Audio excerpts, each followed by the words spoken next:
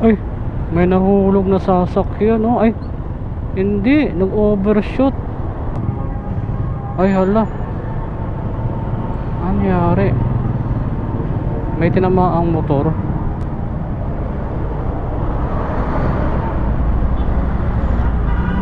Lumipat sa kabilang linya, mga bossing.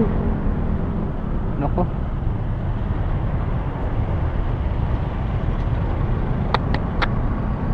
Ano nangyari sa driver nito?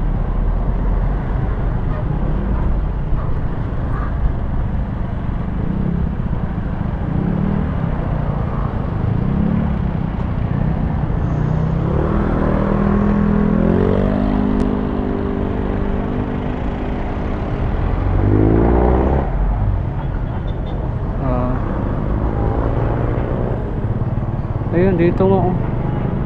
Sa center na dito si sir, siguro yung driver ng Adventure. Buti walang masamang nangyari dun sa nagmumotor, mga bossing. Ano, grabe naman talaga yung disgrasya. Hindi natin alam kung kailan mangyayari. Sino bang mag-aakala na yung sasakyan lilipat dun sa kabilang linya?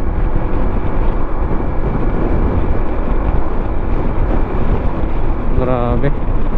Kaya pray tayo, mga bossing, bago tayo magbiyahe. Tsaka dobling pag-iingat talaga ang gagawin natin. Kahit anong sasakyan yung dadalhin natin, mga bossing, mapamotor man o 4 wheels, truck, ingat tayo palagi, mga boss. Kung inaantok tayo, huwag tayong mag-drive. Kung lasing tayo, mga bossing, huwag din tayong mag-drive.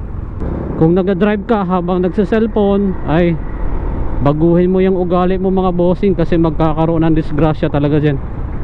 Kaya ingat sa lahat, mga bossing, ingat tayo palagi. Nako.